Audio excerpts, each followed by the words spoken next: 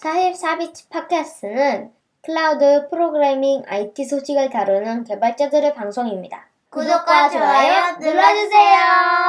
안녕하세요. 44비치 팟캐스트 129화 시작하겠습니다. 오늘은 도커 데스크탑 유료화에 대한 특집 방송으로 도커에 대해서 쟁쟁한 분들을 모시고 이야기를 나눠보려고 합니다. 네, 서비큐라님 나오셨고 아웃사이더님 나오셨고 안녕하세요. 네, 낙교님이 옆에 마이크를 안 들겠다고 하셨는데 그렇게 되나 두고 봅시다. 네, 도커 얘기를 하는데 네. 서비큐라님이 준비를 되게 많이 해주셨어요. 그래서 좀 이야기해 주시면서 이게 어떤 의미인지 그리고 우리가 어떻게 대처할 수 있는지까지 좀 같이 논의를 해보면 좋을 것 같습니다. 그 지난주에 44비치에서 이미 한번 다뤘던 주제기는 한데 마이크를 약간 정면으로 이렇게 할까요? 네네. 네. 그렇게 있어야 잘 들리더라고요. 네. 다뤘던 주제기는 한데 조금 더 자세하게 알아보면 좋지 않을까?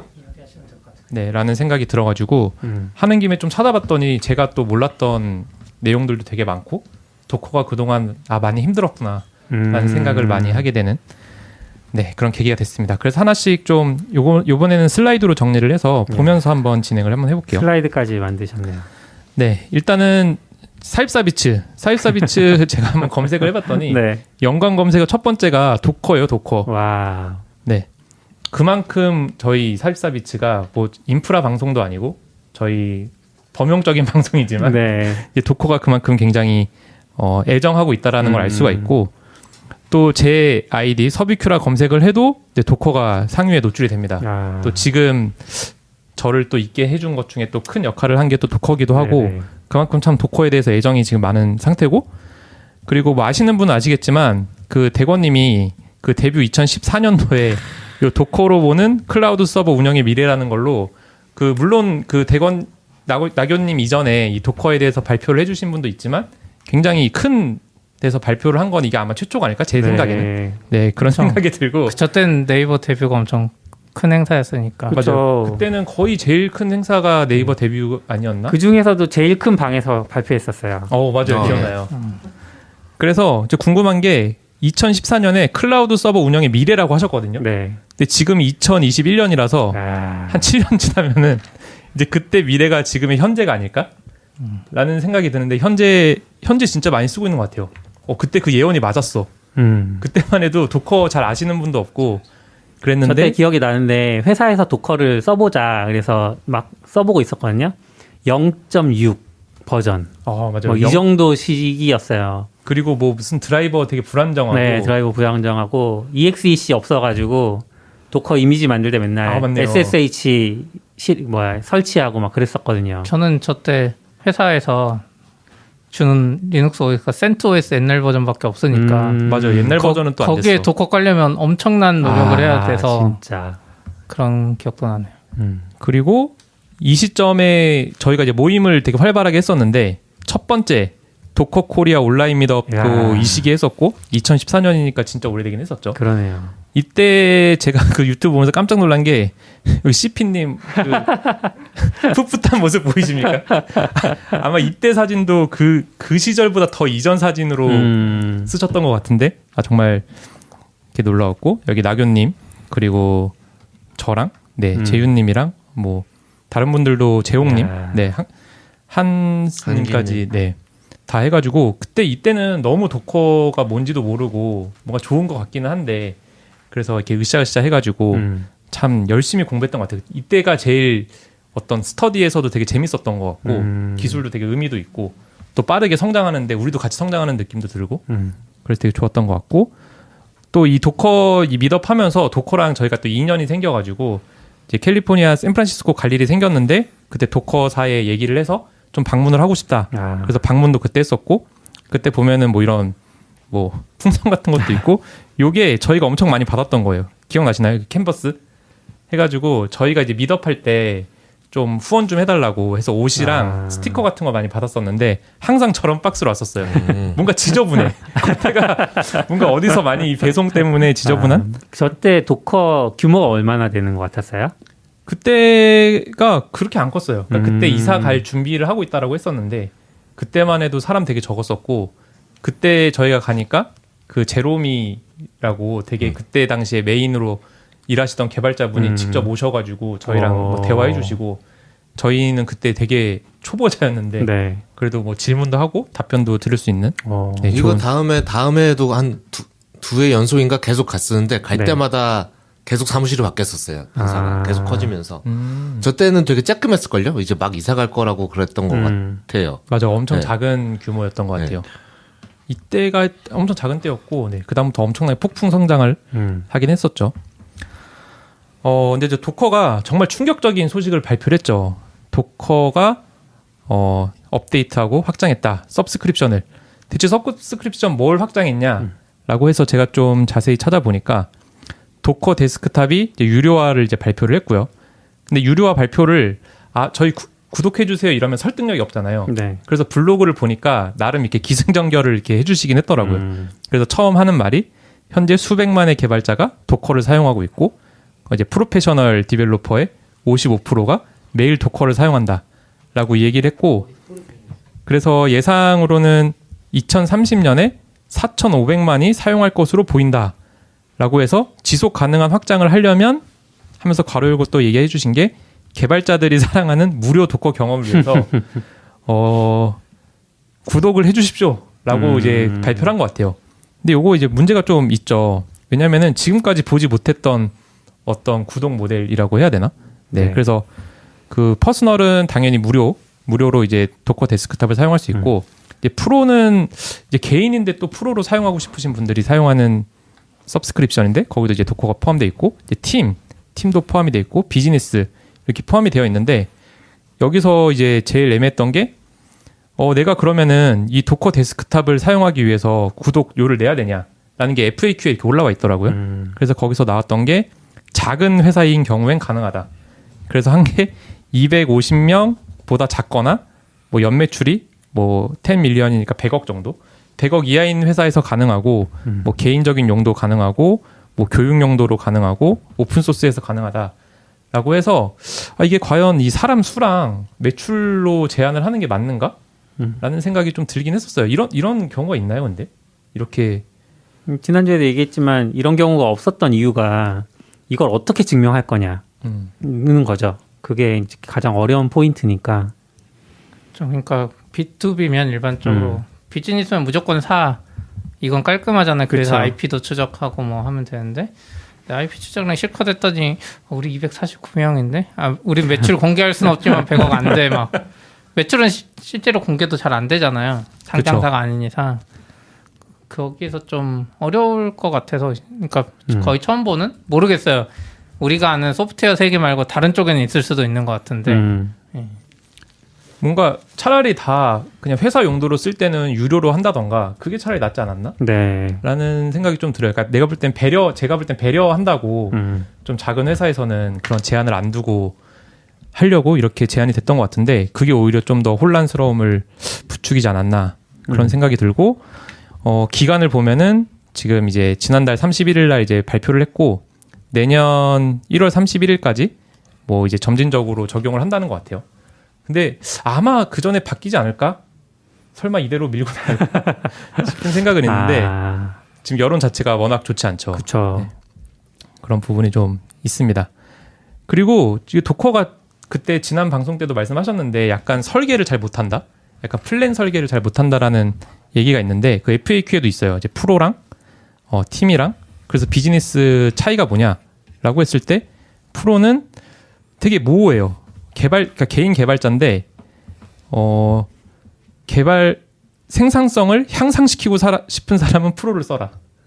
과연 내가 프로를 쓰면 개발 생산성이 향상이 될까 싶은 약간 의문이 좀 있고 또 팀은 작은 회사에서 쓰는데 뭐 콜라보레이션하고 뭐 생산성 향상하고 뭐 보안 좋아진다라고 하는데 과연 이거 쓰면 뭔가 보안이 좋아지나? 라는 게 이제 쉽게 와닿지 않죠.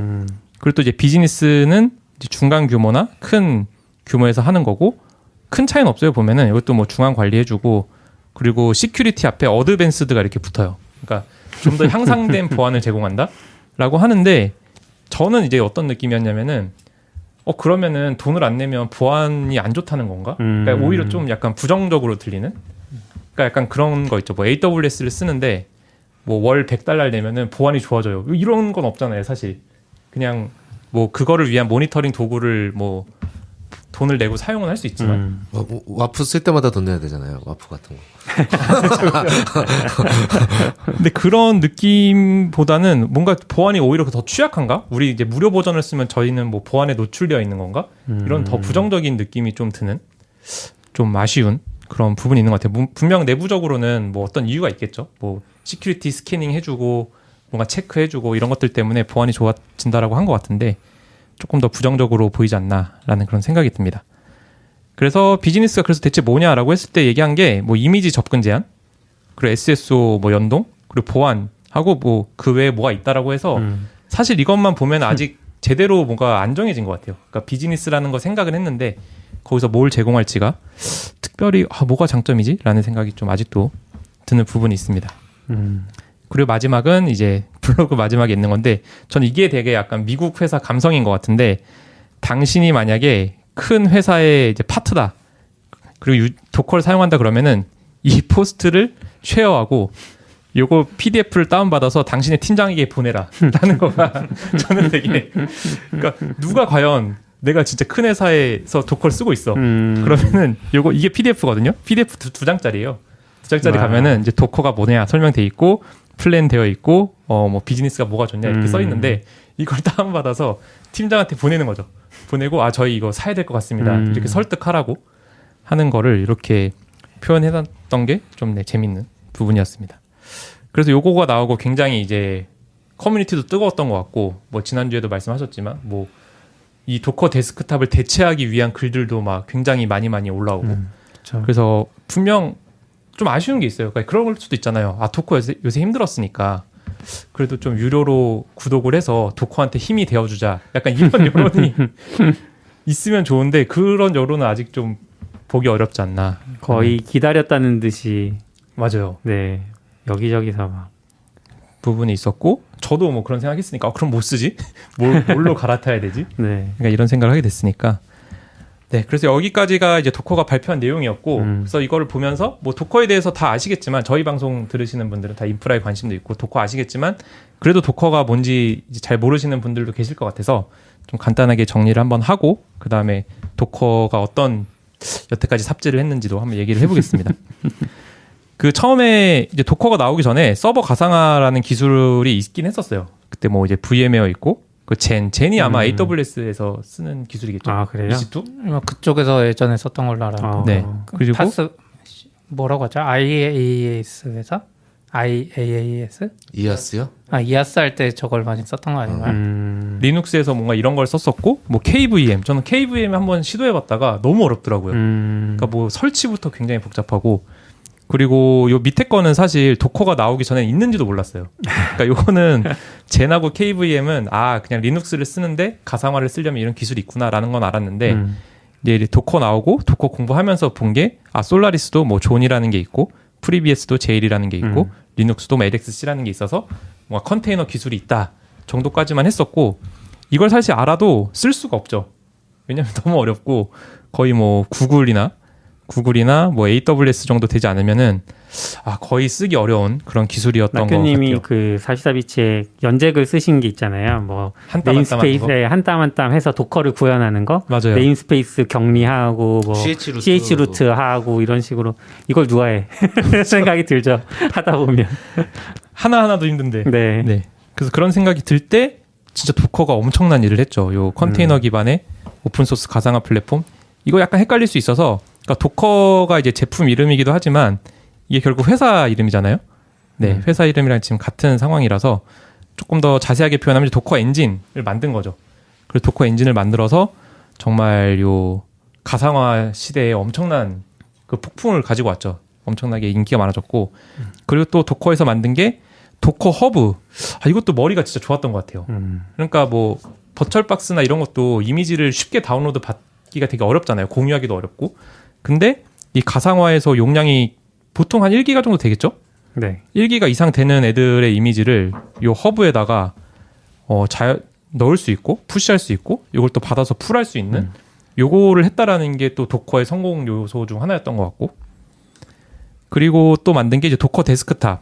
이제 도커 데스크탑은 그 전에는 이제 뭐 아마 버철박스 뭐 이런 걸로 만들었던 게 도커 머신이 있었죠, 그렇죠? 네. 네, 도커 머신이라는 게 있었는데 이것보다 훨씬 사용하기 쉽게 도커 데스크탑이라는 걸 또 만들어서 지금 논란에 지금 있고 또 만든 게 도커 수험. 전 도커 수험이 좀 많이 아쉬운 것 같아요. 그러니까 이게 기술적으로 되게 좋거든요. 그리고 속도도 되게 빠르고 확장성도 좋은 걸로 알고 있어요. 그리고 제가 한 1년 전에 그 전 CTO 분이신 솔로몬 하이스가 팟캐스트 한 걸 들었는데 아직도 그 말씀을 하시더라고요. 그러니까 도커 수험 진짜 좋은 기술이고 속도도 어디 가서 뒤지지 않고 확장성도 좋은데 약간 좀 이제 마케팅이나 이런 협력에 조금 쿠버네티스에 밀린 것 같다는 식으로 말씀을 하시더라고요. 근데 도커 수험을 내놓긴 했지만 이거 뭐 아시겠지만 거의 뭐 쿠버네티스에 거의 밀린 현재 상황이고 그리고 요런 이제 허브의 이제 프라이빗 저장소랑 그리고 저 방금 전에 얘기했던 수험 요런 거를 좀 쓰기 쉽게 하기 위해서 만든 게 이제 도커 엔터프라이즈라는 것도 내놨어요. 요거는 딱 들어도 이제 도커가 이제 오픈 소스 회사인데 요걸로 돈을 벌겠구나라는 걸 알 수 있는 그런 부분이었는데 제가 볼 때 여기서 또 도커가 좀 실수한 것 같은 거는 도커의 특징인데 도커는 뭔가 클라우드를 차라리 만들었으면 뭐 예를 들어 넥스트.js 뭐 버셀처럼 만들었으면은 그래도 좀 편하게 쓰는 사람이 있었을 것 같은데 이거를 설치형으로 하는 거예요. 그러니까 AWS에도 설치할 수 있고 뭐 구글 클라우드에도 설치할 수 있고 애저에도 설치할 수 있고 그러니까 이거를 뭔가 독립적으로 제공하는 게 아니라 설치하는 팩을 제공을 하는 그래서 AWS 위에다가 뭔가 설치를 하면 거기 도커 엔터프라이즈가 설치가 되고 그게 도커 데스크탑이랑 막 연동이 막 잘 돼서 뭐 클릭 한 번으로 배포도 되고 막 이런 건데 사실 그게 되게 어려운 것 같거든요. 그러니까 AWS 자체도 알아야 되고 그 위에 올라갔을 때 무슨 문제가 있는지도 다 이해를 해야지만 이걸 굴릴 수가 있는 그런 부분이 있어서 이것도 뭐 얼마나 많이 퍼졌는지 모르겠지만 그렇게 인기는 많지 않았던 것 같습니다. 도커 컴포즈는 언급도 안 해주나요? 그거는 뭐 클라이언트 좋은 클라이언트가 있다. 네. 도커 컴포즈도 있죠. 그래서 과연 그러면은 이런 것들 얼마나 많이 쓸까라고 해서 좀 찾아보니까 작년도쯤에 도커에서 발표한 게 있더라고요. 그러니까 토탈 전체 도커브에서 받은 게 1,300억 풀을 받았다라고 하고 이거는 지난달이거든요. 한 달 동안 받은 게 80억 풀이고 지금 도커 리파지토리에 있는 게 600만 개 그리고 유저 수 500만 그리고 도커 데스크탑 인스톨이 240만 해서 사실 뭐 사용이나 이런 발전으로 보면 진짜 엄청나죠. 근데 이거 80억 풀이면 한 비용 어느 정도 나갈 것 같으세요? 80억 풀을 한 달 동안 한다.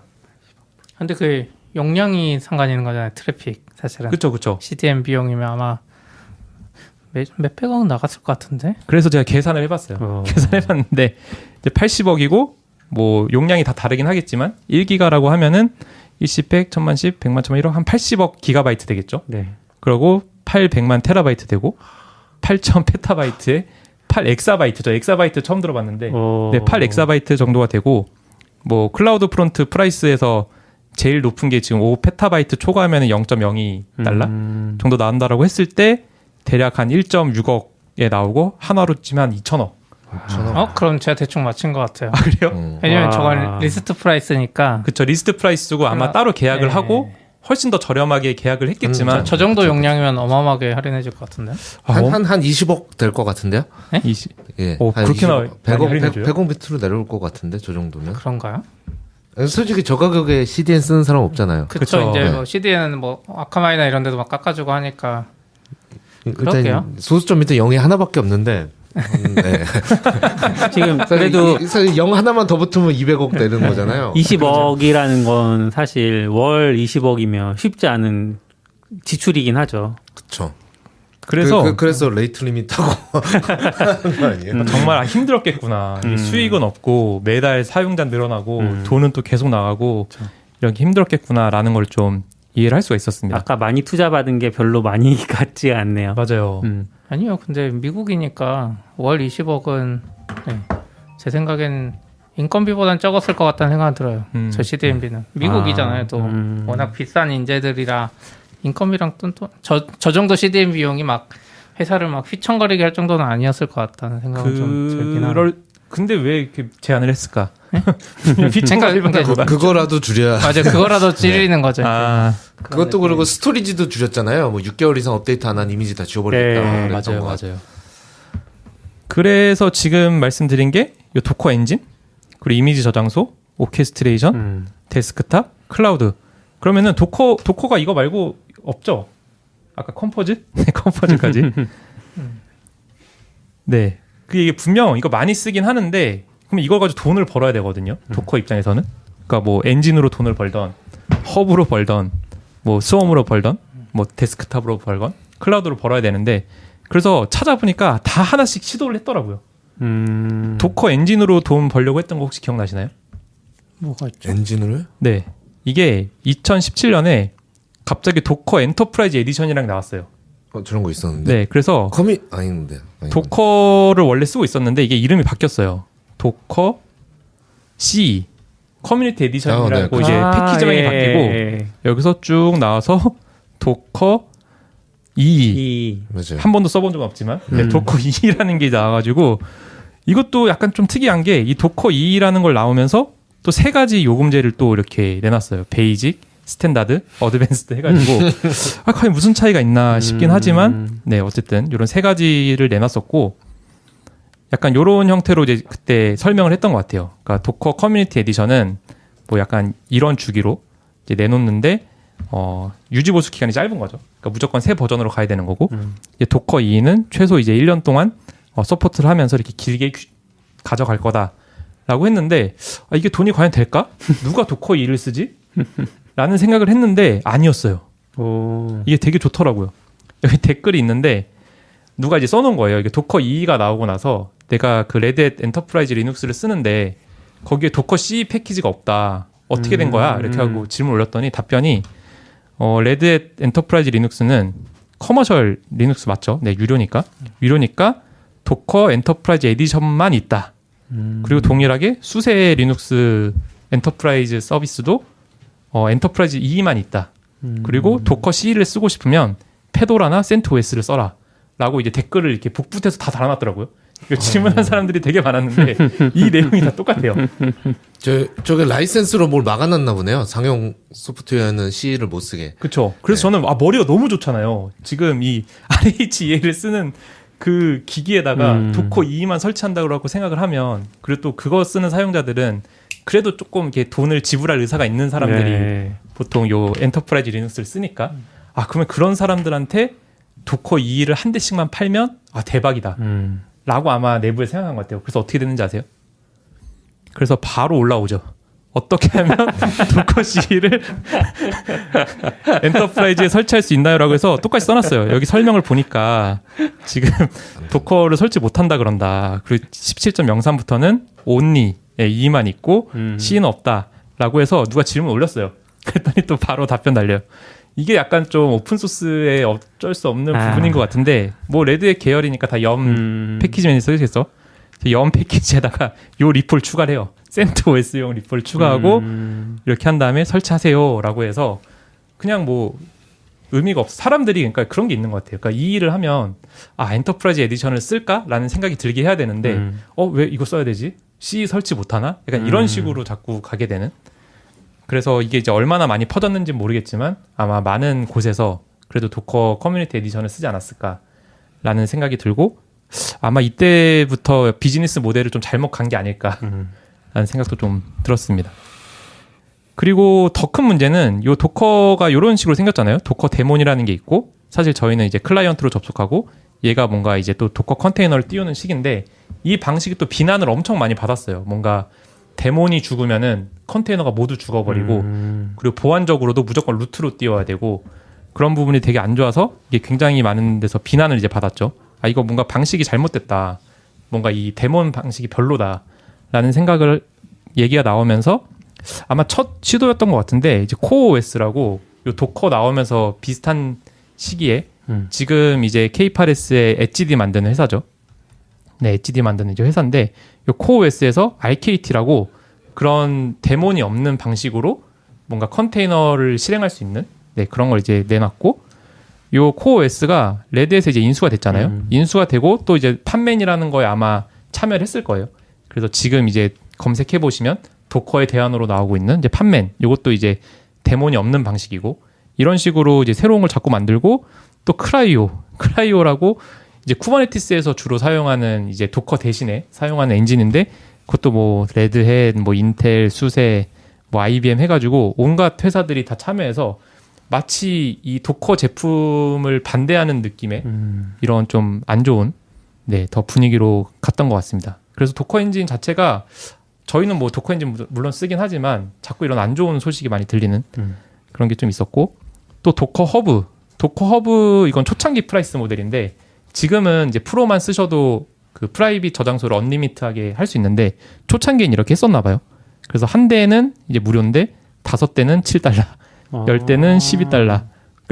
100개의 만약에 프라이빗을 하고 싶으면은 월 $100를 내야 되는 요 요금제로 했던 것 같아요. 처음에. 근데 처음 했을 때 당연히 반응이 안 좋았겠죠. 그래서 요것도 아마 이제 도커 허브로 이제 돈을 벌어야 되니까 그 시도를 했던 것 같고. 근데 이거가 망한 이유가 뭘까? 저는 이것도 되게 아이러니한 게 이 도커 허브 사실 되게 중요하잖아요. 네. 왜냐면은 저희가 만든 소스 코드를 퍼블릭으로 올릴 수가 없으니까. 그래서 이걸 돈을 내고 쓰지 않을까라고 생각을 하는데 이 도커에서 무료 도커형 레지스트리를 그냥 공개를 해요. 이게 약간 이거를 제가 볼 때 그 회사에서는 라이센스를 좀 따로 가져가서 그 일반인들은 공짜로 쓰고 회사에서는 뭔가 돈을 지불하는 라이센스였으면 어땠을까라는 생각도 잠깐 들었는데 요 도커 레지스트리라는 거를 도커가 만들고 다운로드 수가 10억이에요. 10억. 그러니까 엄청나게 많이 다운받아서 쓴다라는 거고 이 도커의 또 제가 볼 때 문제라고 생각되는 게 도커가 너무 잘 만들었어. 그러니까 이 도커 레지스트리 설치하는 게 어려우면 뭐 돈을 내고라도 아마 쓸 수 있을 것 같은데 요 명령어 한 줄이면은 도커 레지스트리가 그냥 뜨는 거죠. 저때 저희도 이제 그런 프라이빗 저장소를 도커 허브에 올릴 수 없으니까 저희 자체적으로 저 레지스트리 서버 올려서 관리하고 했는데 뭐 도커의 편의성을 저 레지스트리에도 그대로 다 구현을 해놨으니까 거의 뭐 어려움 없이 구축해서 계속 썼었죠. 그래서 잠깐 그 생각했어요. 좀 개발자들 살짝 불편하게 만들어야 되나? 그래야 약간 너무 편하니까 사실 이거는 거의 이거 한 줄이면은 그냥 그 도커 허브 무료를 쓸 수 있게 돼버리니까. 그렇죠. 네, 그래서 이 비즈니스 모델을 스스로 이렇게 없앤 게 아닌가라는 생각도 좀 들고. 팀킬. 또 그리고 요새는 뭐 워낙 좋죠. 아마존 ECR. 아마 아마존 쓰시는 분들은 거의 ECR 쓸 것 같고, 네. 뭐 저는 구글이랑 예전은 잘 안 쓰긴 하지만 구글도 네 이렇게 다 있고, 애저도 다 이렇게 있고, 그리고 ECR이 단순 저장소만 있는 게 아니라 여기서 뭐 스캐닝 이런 기능 있지 않나요? 맞아요. 그 시큐리티 있어요. 스캔해주는 기능 아까 있고, 그 프로페셔널 플랜에 있던 네, 거. 프로페셔널이 있는 게 여기에 있고, 또 여기 당연히 IAM으로 뭐 권한 관리 훨씬 잘 되고, 그리고 AWS 내부에서는 그 인바운드 트래픽 이런 거 다 프리로 아마 될 거잖아요. 맞아요. 그러니까 뭔가 도커 허브를 쓸 이유가 너무 없는 거예요. 그러니까 도커 허브에서 제공하는 되게 좋은 기능이라고 하는 것들이 이런 데서는 다 이제 무료로 제공을 하다 보니까 그런 부분도 너무 도커 허브를 힘들게 하는 게 아닌가. 그리고 저 꼭 도커 허브 아니더라도 패키지 매니저들은 다 비슷한 저런 게 있잖아요. 레지스트리가. 근데 회사가 되면 그 밖에 있는 걸 쓰기가 좀 그러니까 그렇죠. 돈 문제가 아니라 뭐 속도 문제도 있고 여러 가지 문제로 안에 계속 두고 싶어 하게 되는 것 같아요. 맞아. 결국 그 이 클러스터 뭐 안에다 다 포함하고 싶은.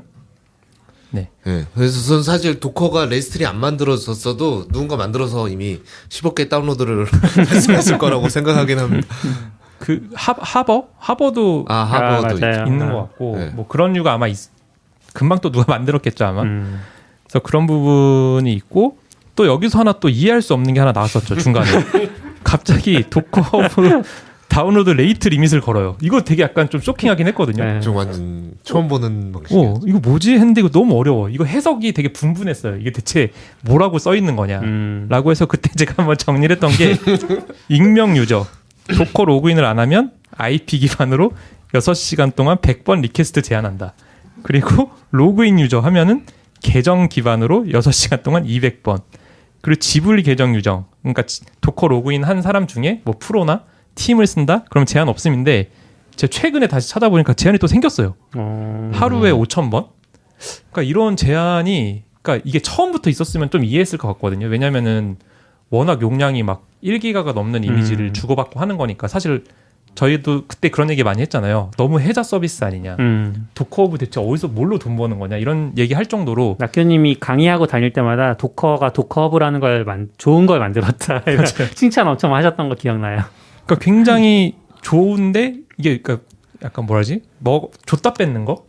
그런 느낌이 있으니까 이게 분명히 되게 나쁘지 않거든요. 처음부터 이렇게 했었으면 사람들이 아 그래 그러면은 뭔가 프록시를 구축하던 어떻게 하든 좀 아껴 쓰자 이렇게 생각을 했을 텐데 기존 뭐 한 5, 6년 동안 계속해서 무료로 제공하다가 갑자기 이런 거 제공하고 실제로 이게 바로 아마 문제가 생겼을 거예요. 막 CI 빌드 서버에서 갑자기 뭐가 빌드하는데 에러 나고 그런 식으로 문제가 발생하면서 사람들이 더 그러니까 이때 원래 그렇게 돼야 되는 거죠. 아 제한이 있으니까 돈을 내고 써야지 이렇게 돼야 되는데 그렇죠. 사람들이 뭐야 도커허브 말고 딴 거 써야지 이렇게 돼버리나. 그러니까 약간 도커허브도 아마 그 생각했을 거야. 도커도 아 이렇게 하면 사람들이 좀 늘지 않을까. 그리고 우리 편이 있지 않을까라고 생각하지 않았을까 싶은데 왜인지 모르겠지만 이미 너무 공공재스러운 네. 느낌이 돼버려서 다 뭐 ECR 같은 데로 네. 넘어가 버리는 그런 현상이 좀 벌어졌습니다. 그리고 더 문제가 이제 GitHub도 역시 GitHub이 제가 볼 때 MS에 인수가 잘 된 것 같아. 잘 MS에 됐어요. 인수가 되고 그 어떤 문화는 유지를 하면서 빵빵한 지원이 되면서 GitHub에서 GitHub 컨테이너 레지스트리를 그냥 내놨어요. 사실상 그 도커허브랑 거의 동일하고 근데 아까 방금 전에 얘기했던 도커허브 다운로드 레이트 리미트 없고 그러니까 훨씬 좋은 거죠. 그리고 뭐 다들 아시겠지만 GitHub이 또 GitHub 액션도 워낙 좋잖아요. 그러니까 그 엔터프라이즈 에디션에서 제공하는 그 기능 중에서 CI 기능도 제공을 하거든요. 근데 뭐 GitHub은 뭐 액션도 워낙 좋고 소스랑도 엮여 있고 거기에 뭐 레지스트리도 뭐 공짜로 제공하고 이러니까 도커의 그 길이 더 좁아지는 게 아닌가라는 그런 생각이 많이 들었습니다.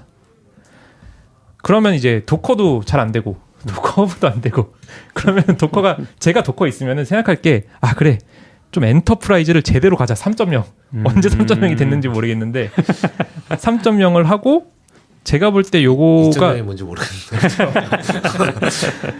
하고 여기서 이제 노리는 건 그거였어요. 빠르게 애플리케이션의 뭔가 혁신을 뭔가 이렇게 속도감 있게 밀어낼 수 있는 그런 걸로 3.0을 냈는데 기능 다 모르시죠? 네. 기능 모를 수밖에 없는 게 정말 충격적인 기능들이 있거든요. 여기서 제공하는 기능이 애플리케이션 디자이너라는 걸 제공합니다. 이게 뭐냐면은 플라스크랑 엔진엑스랑 MySQL 많이 쓰잖아요. 네. 이 템플릿을 제공을 해서 클릭 한 번에 이걸 만들어줘요. 그 도커 이미지, 뭐 도커 파일 이런 템플릿을. 그리고 뭐 고랑 엔진엑스랑 MySQL 많이 쓰잖아요. 그럼 이 템플릿을 클릭을 하면은 이걸로 개발 환경을 만들어줘요. 근데 이게 정말 그 개발자들이 사실 GUI 환경도 잘 안 쓰고 그리고 이거에 딱 맞게 쓰는 사람들이 거의 없잖아요. 네. 다 커스터마이징해서 쓰지. 이거를 뭔가 개발을 더 빠르게 도움이 된다라는 걸로 이 애플리케이션 디자이너라는 거를 뭔가 엔터프라이즈 기능으로 내놨다는 것 자체가 대상이랑 기능의 갭이 너무 큰 것 같아요. 맞아요. 기능은 완전 초심자용 기능인데 대상은 엔터프라이즈니까. 맞아요. 저 화면을 본 적이 없는데. 그렇죠. 왜냐면 엔터프라이즈 사용자만 쓸 수 있는 기능이 되니까요. 돈을 내면 쓰실 수가 있어요. 편해 보이죠. 리액트 스프링. 그럼 뷰 쓰면 어떡할 거야? 하여튼 잘 모르겠지만 이런 것들을 갑자기 템플릿 기능 이런 것들을 이제 엔터프라이즈 기능으로 내놓았고 또 이제 이제 도커에서도 쿠버네티스 돌아가요. 그래서 DKS라는 것도 만들어요. 처음 봤어요. 그렇죠. 처음 들어요, 지금 처음 DKS라고 들어요. 도커랑 쿠버네티스가 합쳐진 걸 만들어요. 이게 얼마나 제가 볼 때 또 잘못 만든 것 같냐면 여기서 이제 말하는 장점이 있어요. DKS가 왜 좋냐라고 했을 때 클러스터 업그레이드가 투명하다. 클러스터 업그레이드 되게 어렵잖아요. 네. EKS 업그레이드 해보셨어요? 네. 할 때마다 너무 힘들거든요. 제가 안 했지만 네. 그럼 이 DKS는 어떻게 이렇게 편하게 해주지 했더니 우리는 블루 그린 방식을 쓴다. 그래서 처음에 블루로 떠 있으면은 그린의 새 버전을 올리고 이걸로 전환을 한다라는 건데 이게 되게 이상적인 걸 아마 그 서비스 운영해 보신 분은 알 거예요. 이게 제일 좋잖아요. 그러니까 EKS 버전 1.20 쓰다가 EKS 1.21 버전 띄우고 거기에 팟을 다 옮기면은 너무 깔끔한데 이게 막 시큐리티 그룹이랑 뭐 각종 정책들 MyAM 이런 게 섞여가지고 사실 그렇게 블루 그린으로 클러스터 업그레이드 하는 게 되게 편하진 않거든요. 되게 제약도 많고. 근데 이런 이렇게 돼버리면은 결국 그런 걸 다 못 쓰게 되는 거죠. 근데 이런 걸 이제 장점으로 내세운 거랑 또 도커 클러스터를 뭐 AWS나 애저나 뭐 도커 엔터프라이즈 디플로이에다가 뭘 할 수 있다라고 하는 게 그러니까 엔터프라이즈에서 되게 원하는 기능이긴 하지만 실제로 하기 어려운 것들을 오히려 더 레이어 하나 더 깔아버려서 어렵게 돼버린 것 같아요. 그러니까 AWS 자체도 어려운데 AWS에 요 DKS라는 거 깔고 그러면 그러니까 AWS가 밑에 있고 여기에 쿠버네티스가 있고 여기에 또 DKS가 있는 형식인 거예요. 근데 이렇게 돼버리면 진짜 엔터프라이즈에서는 더 어렵고 아마 잘 돌아가는 것도 쉽지 않을 것 같은 그런 부분이 있어서 이 부분이 그러니까 모르는 이유가 있는 것 같아요. 되게 어려운 기술을 시도를 했던 것 같습니다. 그리고 뭐 아시겠지만 이제 뭐 도커 수험은 다 죽고 쿠버네티스가 워낙 인기가 많아졌고 뭐 쿠버네티스 인기를 보면은 이제 클라우드 네이티브라 그래서 요것도 너무 안타까운 건데 그러니까 도커에서 엔터프라이즈에서 뭐 여러 가지 좋은 기능들을 제공을 하는 거를 이 클라우드 네이티브라는 거에서는 이렇게 수많은 오픈 소스로 다 그렇게 제공을 해요. 그러니까 도커 엔터프라이즈에서 유료로 좋은 기능이 있다라고 하는 거를 클라우드 네이티브에서는 오픈 소스로 이런 기능이 있으니 조합해서 쓰세요라고 하니까 더 설 자리가 없어지는 네, 그런 이제 안타까운 문제가 있고 이쯤에 아까 여러 가지 했죠. 이제 도커 엔진 했고 도커 허브 했고 도커 수험까지 갔어요. 그럼 이제 뭘 해야 될까? 아마 도커 내부에서 그래 데스크탑 한번 유료화 해보자 라고 생각했던 게 정말 저는 이런 정책이 나올 수가 있나? 이게 뭐냐면 도커 데스크탑을 강제 업데이트하는 정책이에요. 이전 버전 사용 불가.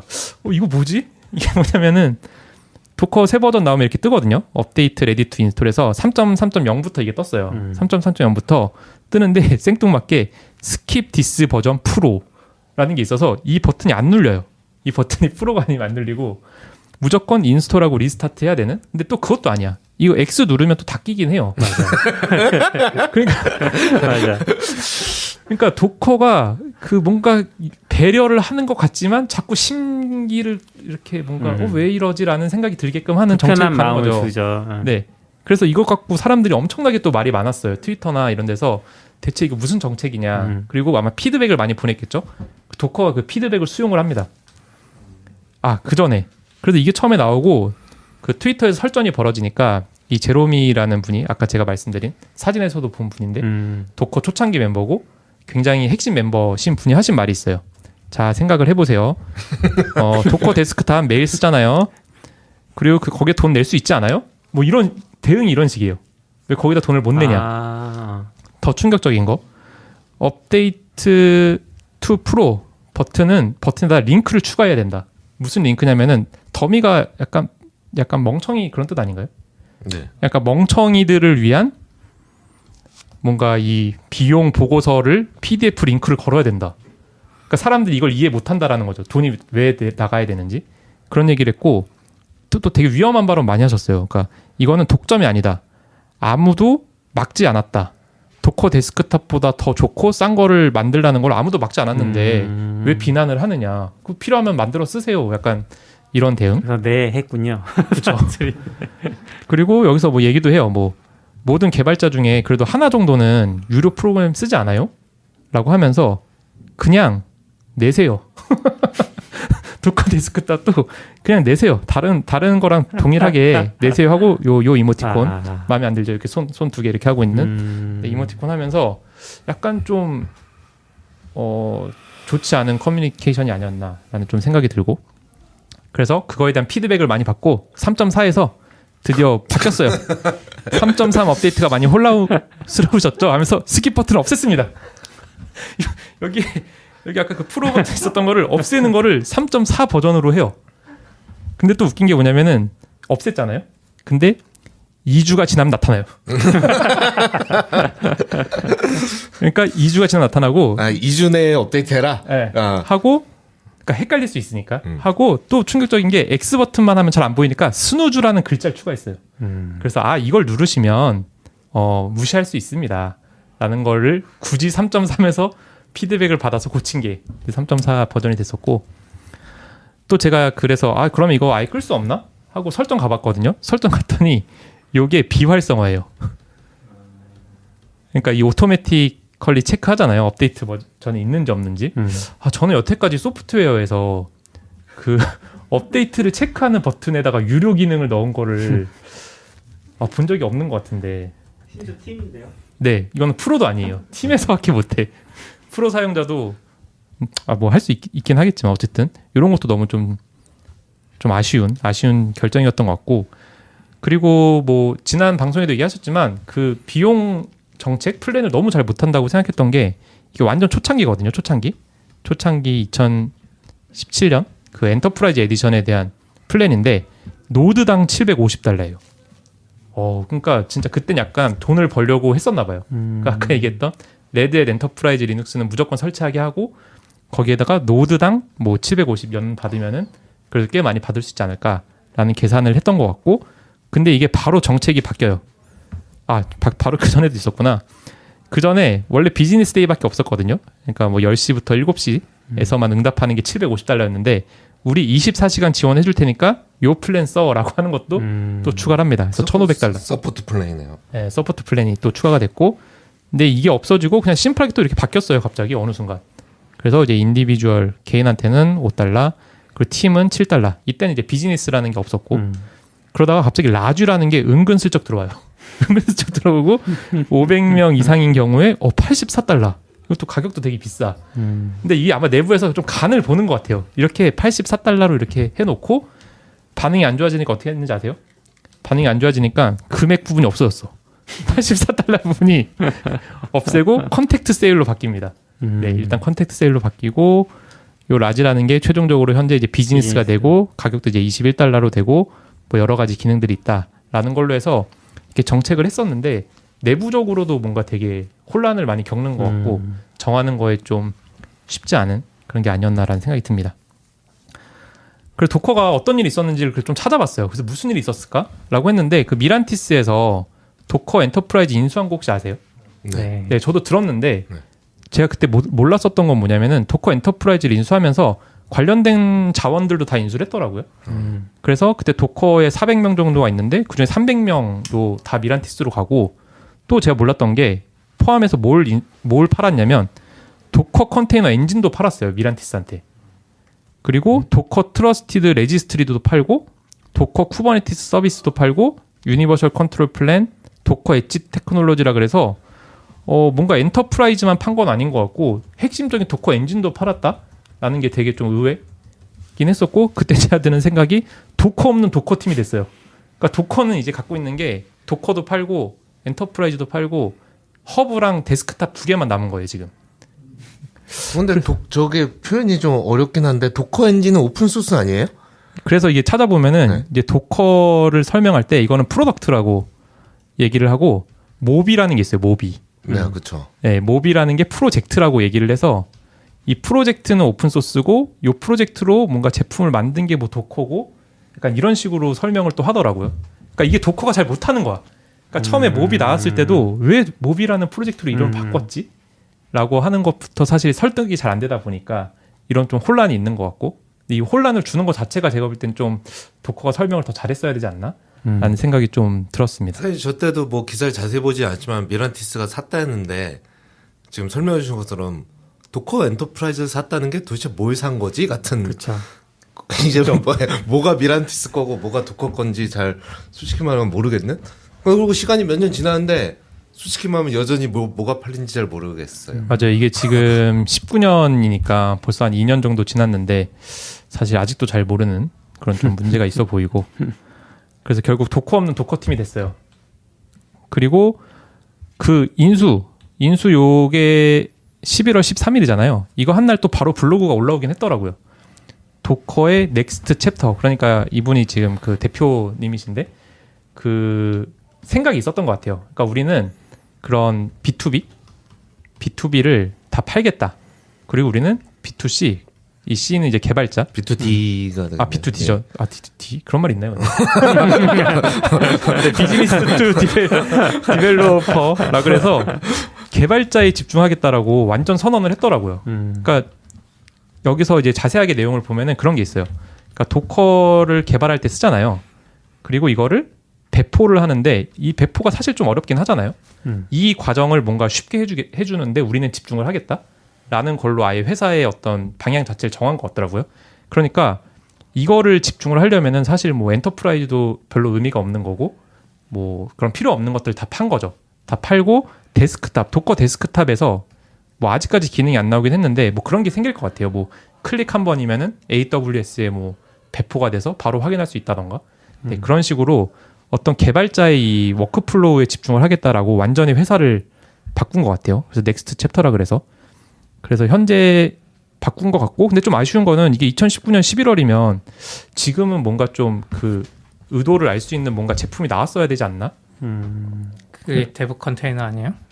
데브 인바이러먼트. 아, 데브 맞아요. 인바이러먼트. 데브 인바이러먼트 그런 게 추가된 거가 그 의도 같긴 한데 네. 그리고 약간 좀 임팩트가 약한 네, 그런 느낌이 좀 아쉽죠. 그래서 여기서도 설명을 해요. 도커 데스크탑하고 도커 허브가 빠르게 발전하고 있다.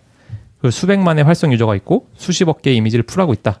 그래서 개발자의 빌드와 공유, 뭐 앱을 실행하는 걸 도와주고 있으니까 우리는 요거에 집중을 하겠다라고 한 게 저 넥스트 챕터에 대한 이제 요약 내용이고요. 근데 이제 관련해서 기사들이 안 좋은 기사들이 많더라고요. 도커가 큰 문제에 빠졌다. 그래서 기사 내용이 뭐냐면 도커가 돈이 필요합니다. 라고 하면서 나온 게 도커 총 투자 받은 게 200밀리언? 우리나라로 3천억 정도. 아, 진짜 미국이 돈을 엄청 잘 투자하고 잘 쓰나 봐요. 근데 3천억 투자 받은 상태인데 아직도 수익이 뭐가 잘 없는 물음표인 네, 상황인 거고 또 이런 트위터도 있었더라고요. 전 몰랐는데 카운트다운 투 도커 비잉 에콰이어드라 그래서 인수를 할 예정이다. 근데 실제로 아직 인수 안 된 거 보면은 뭔가 딜이 깨졌거나 뭐 루머로 끝난 것 같긴 한데 이런 얘기도 굉장히 많이 돌았고 그리고 뭐 저도 공감하는 건데 도커가 비즈니스 플랜을 짜는데 너무 머리가 아프다. 그쵸. 지금 아까 보면은 시도는 아마 다 해본 것 같은데 다 여의치 않으니까.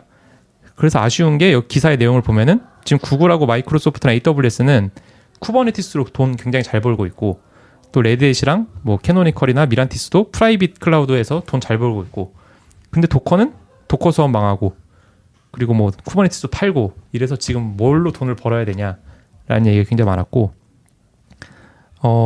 이것도 저도 몰랐던 건데 도커에 대한 또 안 좋은 글이 많더라고요. 도커가 자신의 오만과 자만심의 희생자였다라 그래서 그러니까 개발은 되게 잘한 것 같고 그리고 믿음이 있었던 것 같아요. 이렇게 사용자 모으고 오픈 소스가 활발하게 되면은 뭔가 수익이 나지 않을까라고 했는데 이 모델은 좋았는데 이걸로 수익을 확장할 수 있는 확실한 방법이 없다는 걸 깨닫지 못했다. 뭐 이런 글도 있고 그리고 요것도 약간 좀 충격이었는데 요거 사실 제 마음이랑 비슷하거든요. 왜 아무도 울지 않는가 도커를 위해 도커야 힘내 약간 이런 분위기가 왜 없는가라고 했었는데 그 내부에서 이제 도커 개발에 참여하신 분 얘기가 있는데 이 도커 엔진 메인테이너가 고집이 되게 강하대요. 그리고 시간을 끌면서 풀 리퀘스트를 거절하는 일도 되게 많았다고 하더라고요. 그러니까 그 방법은 잘못된 거니까 뭔가 풀리케 라이브 그냥 무시해버리는 그런 것도 많았다고 하고 그리고 도커는 뭐 누구도 필요로 하지 않았고 모든 사람들보다 더 낫다라는 게 그러니까 도커에 실제로 똑똑하신 분도 되게 많고 기술적으로 뛰어나신 분들은 많았던 것 같은데 좀 외부를 그래서 오히려 더 차단하게 되는 우리가 잘하니까 그런 게 있었던 것 같고 그리고 뭔가 몇 가지 기술적인 결정을 뭐 도커 프로그램이라는 데서 결정을 했다라 그래요. 아마 이거 오픈은 아니겠죠.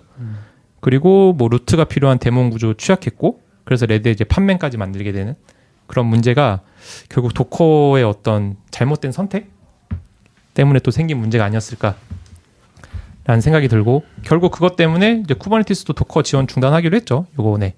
요 방식 빼고 뭐 컨테이너 뒤로 바로 붙이는 이런 얘기도 나왔고 더 도커한테 안 좋은 악재가 펼쳐졌고 또 2018년에 이 솔로몬 하이크스라는 분이 사실 도커의 거의 뭐라 그러지 심장이라고 해야 되나?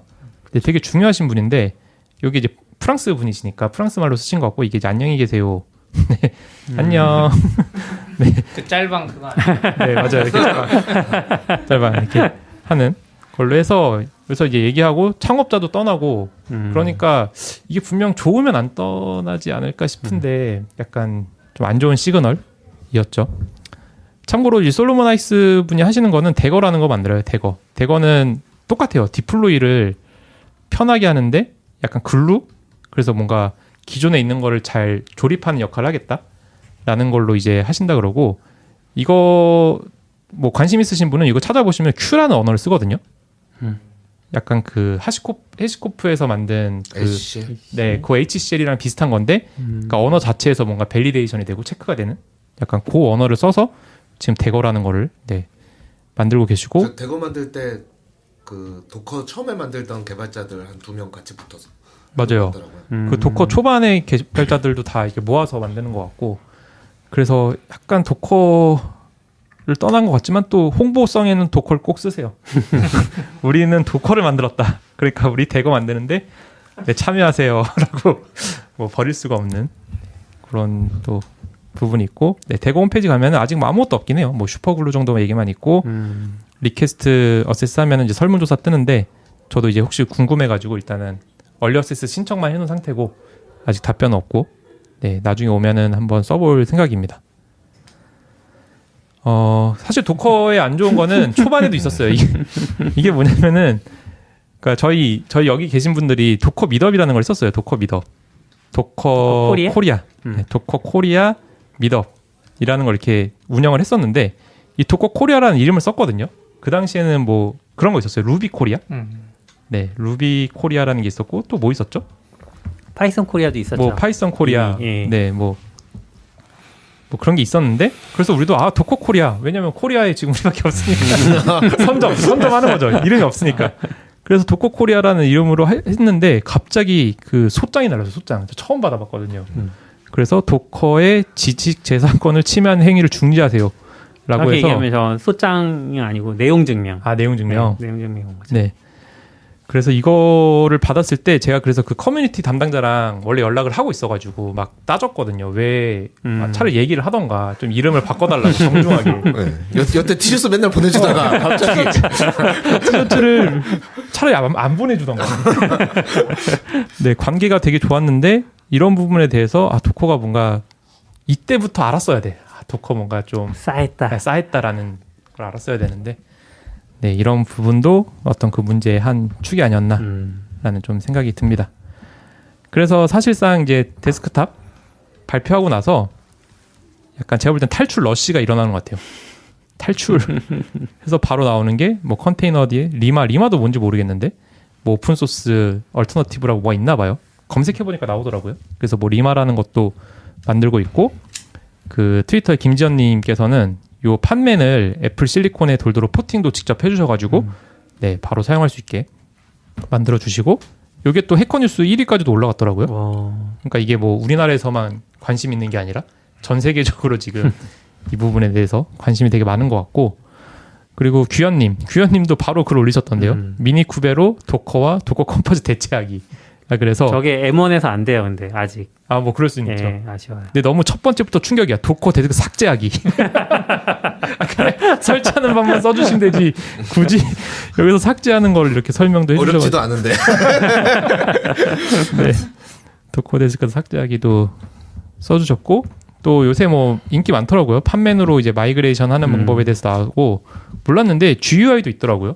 나름 이렇게 판맨 있고 약간 도커 데스크탑스러운 뭐 러닝 있고 지금 떠 있는 컨테이너 보여주고 이런 것들도 있어서 사람들이 진짜 기다렸다는 듯이 막 탈출하는 게 아닌가라는 생각이 좀 듭니다. 그래서 아까 말씀하셨는데 이제 도커 데스크탑을 진짜 신경 쓰고 있긴 해요. 지금 도커가. 그래서 제가 좀 기능을 찾아보니까 이런 것도 좋더라고요. 볼륨 관리. 그러니까 원래 볼륨에 있는 이런 데이터 보려면 컨테이너 하나 띄워서 마운트한 다음에 보고 해야 되잖아요. 근데 그런 거를 뭐 도커 데스크탑에서는 이렇게 쉽게 볼 수 있는 기능도 추가를 한 것 같고, 아까 말씀하신 이제 도커 데브 인바이런먼트 해가지고 도커와 관련된 환경을 여기서 관리를 하고 생성한 다음에 이제 쉐어도 할 수 있는 네, 그런 부분도 해서 이걸 잘 쓰면은 뭔가 도커 개발 환경을 진짜 좀 손쉽게 할 수 있는 팀에서 네, 그런 부분에 대해서 진행을 하고 있다 정도는 좀 이해는 되는 것 같아요. 네, 이제 거의 다 설명이 됐는데 이제 도커에 대해서 쭉 설명을 드렸고, 저는 진짜 도커 잘 되길 바라거든요. 아직도. 요게 저희 그 완전 초창기 한 2017년? 네, 2014년? 언제죠? 하여튼 초반에 저희가 이제 도커에 대해서 스터디했던, 미드업했던 모습이고. 토즈네요. 토즈 강남 타워점. 강남 타워점. 같은데? 맞아요. 아닌가? 이거 아싸님 아니에요? 왠지 이 깃털 깃털 티셔츠. 아니는데 그렇죠? 좀 약간 뒤통수가 제거 같긴 한데. 네.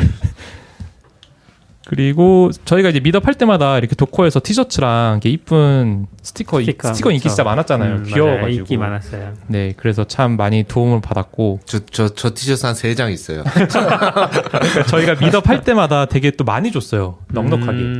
네, 그런 부분 되게 좋았고 그리고 요거는 저희가 그 글로벌 핵데이라 그래서 도커에서 원래 매년 핵데이를 열었거든요. 그리고 지원도 되게 많이 해주고 1등한테는 뭐 상품도 주고 그런 식으로 해서 한국에서도 이걸 연 거죠. 저희가 그때 무슨 생각이었는지 모르겠는데 카페를 통째로 대여를 해가지고 그때 점심도 저희 아웃백에서 그거 도시락 해가지고 그 비용 지원해준다고 하니까 네네네. 약간 용기 있게 했었던 것 같아요. 해서 되게 열심히 적극적으로 그리고 그때도 되게 많은 분들 오셔가지고 많이 참석해주시고 되게 좋았던 기억이 많이 있습니다. 그리고 아까 말씀드렸던 제로미 그리고 담당하시는 저희랑 연락 주고받았던 분 해서 도커 가면은 이렇게 맛있는 귤도 이렇게 주시고 저것도 제 맥북이네요.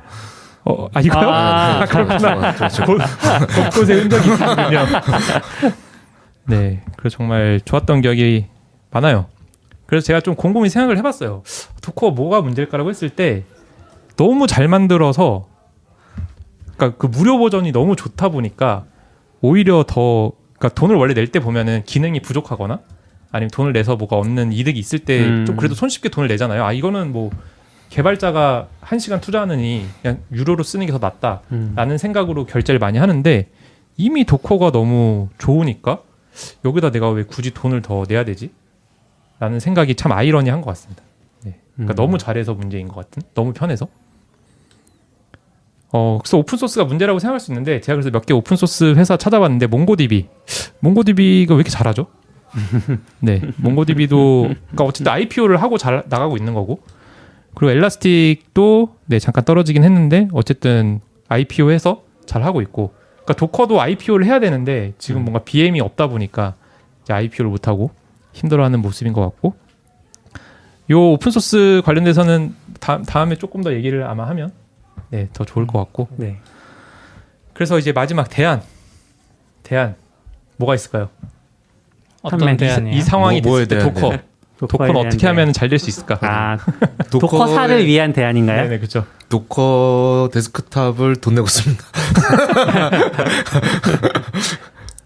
제 생각에는 도커 아까 그 제롬도 그렇고 뭔가 개발자들의 특성일 수도 있을 것 같아요. 엔지니어링 쪽이나 뭐 그 철학이 있어서 돈은 벌고 싶은데 약간 스킵 버튼도 넣어줘서 나는 착한 사람이라는 이미지를 두고 싶은 거지. 돈을 벌 거면 그냥 나쁜 놈 돼서 벌던지 이도저도 아닌 포지션이 계속 본인 셀프로 충돌되는 게 아닌가 도커 안에서. 그래서 전 차라리 이거 할 거면 그냥 비즈니스한테 돈 받아버리든지 아까 보니까 볼륨 안에 파일 보는 기능도 좋다고 생각하거든요. 그런 거 그냥 엔터프라이즈 넣어버리고 깔끔하게. 저는 어쨌든 지금 이 사태 나는 거 핵심은 회사가 돈 안 내겠다는 게 아니라 개발자가 먼저 돈을 안 내고 쓰겠다고 하는데 공짜여도 그러면 회사에선 더 돈 낼 방법이 없잖아요. 이유가 없잖아요. 그래서 회사도 개발자가 원해야 내줄 테니까. 그리고 저는 이제 아까도 그랬지만 뭐 엔진이나 이런 거 다 오픈소스고 다 알아서 하니 그럼 결국 돈 유지되는 거 돈 제일 많이 나가는 허브잖아요. 허브는 그냥 깔끔하게 그 오픈소스나 이런 데 팔아서 파운데이션에 돈 받아서 그거 충당하고 데스크탑으로 소소하게 유지하면 돈도 더 적게 벌어도 유지될 수 있잖아요. 아니면 티셔츠랑 스티커 팔아도 유지될 수도 있지. 그걸로. 아무튼 근데 허브는 어떻게 벌어도 허브를 유지하려면 돈이 드니 그냥 허브 CI 이런 거 깔끔하게 포기해버리는 게 맞지 않나? 전 그 생각은 들어요. 어차피 허브로는 아까 AWS 뭐 이런 애들 경쟁하면 상대가 안 돼. AWS에 이미지 업로드하는 게 이제 비용도 뭐 다운로드도 비용이 막 복합적인데 그거 자체 그 구조 때문에 잘 될 수가 없잖아요. 우리가 아무리 생각해도. 그럼 깔끔하게 포기할 건 포기해버려야 되지 않나? 레지스트리 관련해서 나왔을 때도 딱 그게 있었어요. 그 사람들이 다 이제 퍼블릭 레지스트리를 서비스로 공개하겠다? AWS도 그렇고 막 그런 거 했었잖아요. 한참 그거 반감으로. 뭐 얘기하시죠. 이게 끝난 거예요? 네. 아니, 저는 보통 이렇게 해봐도 그러니까 좀 나쁜 의미가 아니라 개발자들이 그 특성상 돈을 받기가 되게 어려운 직종인 것 같아요. 금방금방 대안을 찾아내고 또 오픈소스가 이미 좀 자리 잡았기 때문에 웬만해서는 돈을 잘 안 내는 거 같아요. 되게 가치를 막 엄청 증명하기 전에는 잘 돈을 안 쓰는 것 근데 같아요. 저는 돈 많이 낸다고 생각하는 게 저는 어플리케이션 아까 그 제롬이 말한 것처럼 돈 주고 사는 거 우리 생각해보면 생각보다 많아요. 저도 데이터베이스 GUI만 해도 테이블 플러스 이런 애들 돈 주고 사고 생각보다 많이 쓰는데 도커는 돈 주고 썼을 때 뭔가 장점도 없고 그러니까 저도 그 포인트가 뭔지 모르겠는데 테이블 플러스나 이런 거는 무료로 다 쓸 수 있거든요. 돈 안 내고 하나는 쓸 수 있어요. 근데 여러 개를 동시에 띄울 때 네가 작업하다 보면 너 너무 불편하지 해서 돈을 쓰게 돼요. DB는 여러 개 붙게 되니까. 그러니까 도커도 뭔가 이게 잘 짜서 개발자들이 막 돈 내고 싶게 하면 아까 말한 대로 니네 팀장한테 이거 보내서 막 이렇게 되는데 지금은 개발자 자체가 뭐 하기 싫다니까 저는 이게 모르겠어요. 뭐 때문인지 모르겠는데 도커는 그냥 깔끔하게 허브랑 다 팔고 그냥 회사 다 팔아버리는 게 나을 수도 있지 않나 싶긴 해요. 구글 같은데 오픈소스는. 예전에 마이크로소프트에서 1조에 산다라는 얘기 있었을 때 팔았어야 되나? 그렇죠. 팔았어야죠. 저는 지금 생각하면 그렇게 하는데 또 1조가 그렇게 크진 않아서 또 미국 시장에서는 근데 미국에서도 1조 큰 편이긴 1조 달러 하죠. 아니죠? 아니, 1조부터 유니콘인가요? 1조 유니콘인데 저 예전에도 몇 번 말했지만 요즘에 유니콘 쳐주지도 않고 그렇죠. 데카콘이 10조는 돼야 되는데 근데 도커가 가진 걸 생각하면 누가 머리를 싸매도 도커 엔터프라이즈나 돈 벌 모델이 명확하지가 않아요. 레지스트리도 그렇고 약간 기덥 비슷한 거죠. 근데 기덥처럼 차라리 팔고 거기서 개발 환경을 위해서 막 MS에 넘치는 돈으로 막 했으면 도커 레지스트리고 뭐고 다 잘 됐을 것 같거든요. 맞네요. 애저도 막 그거 하고 싶어 하니까. 저는 약간 두 가지 문제가 다 있는 것 같거든요. 그러니까 도커가 이 서브스크립션 모델에 대한 이해가 전혀 없다. 맞아요. 이거 너무 안타까워요. 지금 약간 그걸 설계해줄 사람이 아예 없는 것 같아요. 보면은 뭐 서브스크립션 모델을 말도 안 되는 걸 내고 있고 그리고 그게 잘 돼도 문제예요. 지금 아까 B2D라고 하셨잖아요. 근데 젯브레인 모델은 확실한 메리트가 있고 사실 꽤 비싸거든요. 그리고 회사에서 막 사줘요 그거를. 맞아요. 도커는 지금 되게 싸요. 막 $5 이러잖아요 팀으로 맞아요. 하면은. 근데 그거 해서 몇 명 구독시켜서 돈 벌 거예요. 그 생각 좀 하긴 했었어요. 너무 싸. 그러니까 이게 구독이 잘 돼도 문제인 거야 사실은. 이게 디벨로퍼만 대상으로 하니까 B2C가 아니거든요.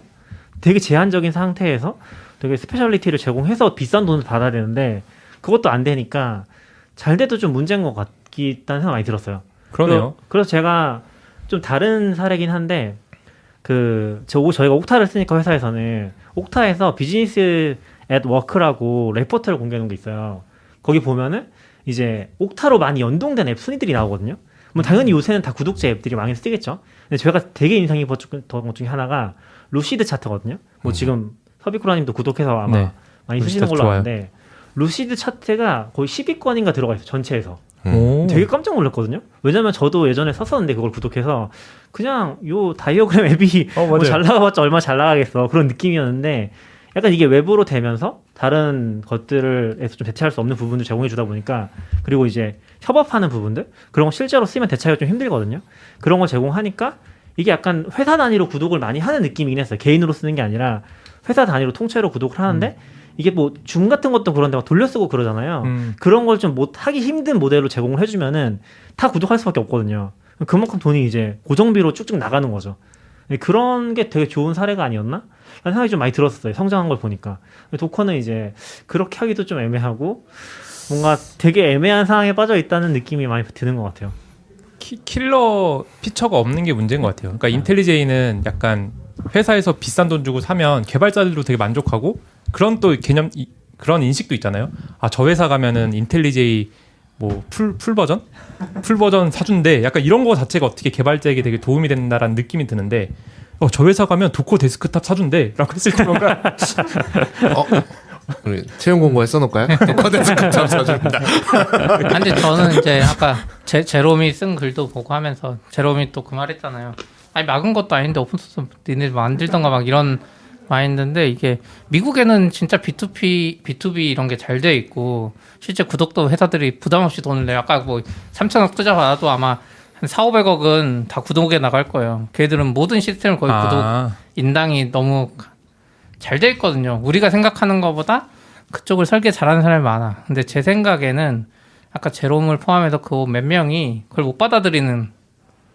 그러니까 우리로 치면 낙교님이 돈 버는 걸 계속 거부하는 거죠. 아 맞네. 네, 그러니까 옆에서는 아니 좀 이렇게 하시라고 네. 하는데도 안 쉬는데. 그러니까 저희가 막 44비치 이렇게 해서 이렇게 돈 벌고 이렇게 막 하자고 하면 낙교님이 나의 이 컨텐츠 중심에 광고같이 그런 게 나올 수 없고 SEO도 우리가 광고 넣었다가 낙교님이 속도 이게 느려진다고. 속도가 느려져서 SEO에 안 좋을 것 같아서 그걸 빼버렸거든요. 그러니까 약간 그거죠.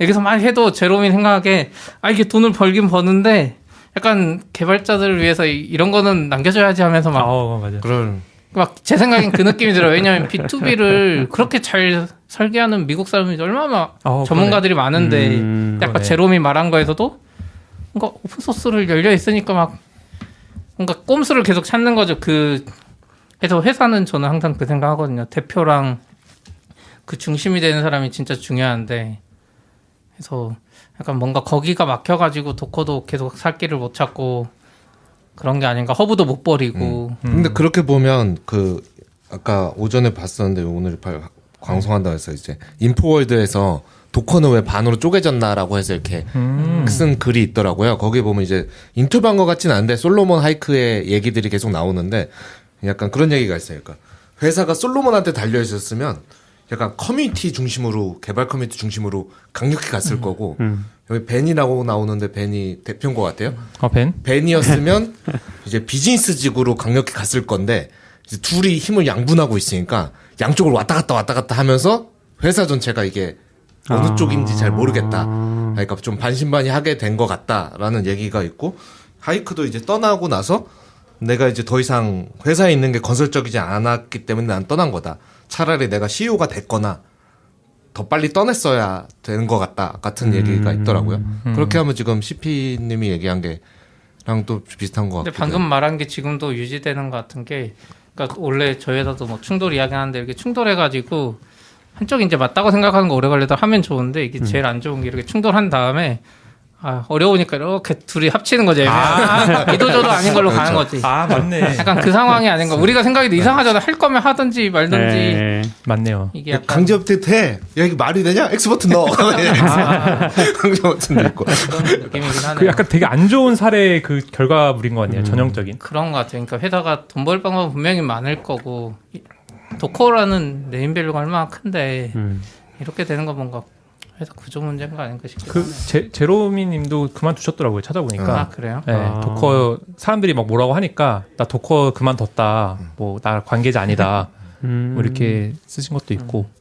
근데 좀 그러니까 지금 요약해 주실 때는 안 나오긴 했는데 그냥 제 기억에서는 그러니까 도커가 완전히 그냥 모든 게 다 도커로 바뀌어가는 시대가 있었잖아요. 그러면서 제가 느끼기에는 개발 커뮤니티에서도 이게 컨테이너가 서버에 되게 중요한데 우리 지금 너무 도커에 휘둘리는 거 아니야? 이러다 갑자기 도커가 어떻게 하면 우리 큰일 나는 거 아니야? 같은 여론들이 좀 있었던 것 같거든요. 저는 그 시기랑 맞물려서 몹이 나오고 그러니까 이거 우리 거 아니야? 우리가 맘대로 못하는 거야? 라는 하면서 CNCF 나오고 막 등장했던 것 같거든요. 근데 그 선택이 실수는 아니었던 것 같은데 결과적으로는 그 뒤에 순식간에 도커는 내리막길을 걸었던 것 같아요. 차라리 그걸 그래도 우리한테는 오픈소스 준 게 좋았죠. 우리한테는 좋은데 도커 입장에서는 그러면서 카드를 더 잃어버린 게 아닌가? 저런 것도 비즈니스로 갔으면 쉽게 못했을 수도 있죠. 제 생각엔 지금이라도 빨리 도커 데스크탑 유료 빨리 철회하고 취소하고. 그래야지 도커 데스크탑에 로 나중에 돈 벌 수 있지. 거기요. 지금 상태로 계속 가면 개발자가 계속 딴 방법 찾다가 분명히 누구 아까 대거 만드는 이 사람이나 이런 사람이 만약 괜찮은 UI로 오픈소스니까 할 수 있잖아요. 네. 누가 만들어 버리면 그때 나중에 오히려 도커 데스크탑 돈 벌기 더 힘들어질 것 같아. 그러면 CP님은 그래도 그러니까 회사의 네. 비즈니스에도 잘 아시니까 그런 가능성도 있나요? 그러니까 도커는 아직은 좀 진중하게 이렇게 더 기술 스택을 쌓아서 가고 싶은데 VC가 다음 분기까지 돈 벌어와. 돈 뭐 플랜 빨리 만들어 갖고 와. 이렇게 해서 움직일 가능성도 있나요? 일반적으로는 VC는 그런 말 잘 안 하고 특히나 그래요? 이제 좋은 VC면 그러니까 일반적으로 막 그룹이 껴있는 이런 데나 전략 투자자나 이런 애들은 그런 말 할 수도 있는데 미국 같이 좀 발전된 VC나 뭐 이런 데는 그런 거 많이 터치 안 하거든요. 그러니까 미국도 한번 많이 겪어봤어요.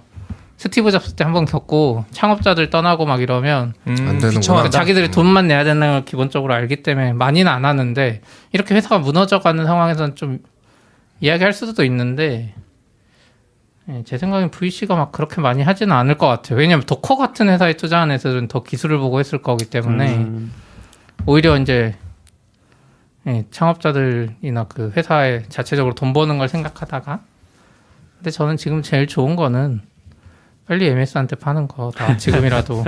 지금은 아무도 안 살라고 하지 않을까요? 아니요. 그래도 저는 MS는 그러니까 구글은 안 살 것 같고 AWS 안 사는데 MS는 약간 기덥 살 때도 그렇고 그 개발자 생태계나 이름 밸류 맞아요. 이걸 중요하게 생각하기 때문에 제 어쨌든 생각에는 플러스는 될 테니까. 제 MS 생각엔 입장에서도. 적어도 1조를 주고라도 살 수 있지 않나 지금이라도. 왜냐면 MS도 애저에 쿠버네티스를 엄청 밀잖아요. 클라우드 중에 아마 제일 미는 것 같은데 그래서 그냥 이름값이라도 저는 MS 정도면 충분히 지불할 것 같고 그게 개발자나 도커를 만드는 그 데스크탑 만드는 분들한테 훨씬 좋을 것 같아. 제약 없이 막 기덥 막 엄청 많이 풀리잖아요. 기덥 인수되고 맞아요. 긴랩 쓰던 사람도 긴랩을 이제 왜 써 하면서 막 기덥 쓰잖아요. 그래서 좀 그런 생각은 드는데 어쨌든 도커 데스크탑 유지하려면 지금 빨리 최대한 빨리 철회해야지. 누가 지금 일렉트론으로 랩핑해가지고 내놓으면 이쁘게 만들는 순간 네. 거기 판매 사람들 낙하면 모이고 더 발전하고. 판맨 미니쿠베 이런 거 뒤에서 해갖고 그냥 일렉트론으로 딱 만들어버리면 그걸 어떻게 대항하겠어요. 엔터프라이즈 되면 사실은 좀 진짜 좀 자본이 필요한 것 같아요. 기떡 보면서도 처음엔 걱정 많이 했고 원래 기떡 되게 잘한다고 생각했는데 와 이게 돈이 들어가 그러니까 얘네한테 돈이 들어가니까 이게 완전 판이 달라지는구나 같은 생각이 좀 드는 것 같아요. 아, 도커는 모르겠네.